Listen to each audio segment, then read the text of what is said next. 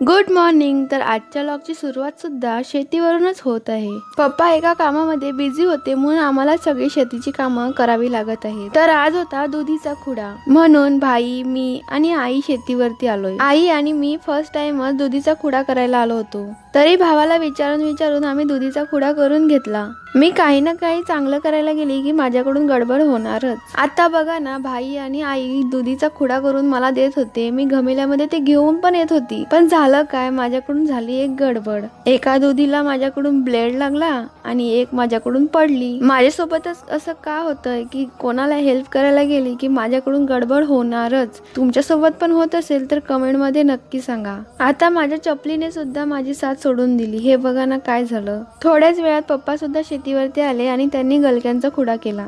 नंतर आई आणि माझी इथे मस्ती चालू झाली. माझी आणि आईची शेतीवरची कामं झाली होती. पप्पा आणि भाई शेतीवरती थांबले होते. चला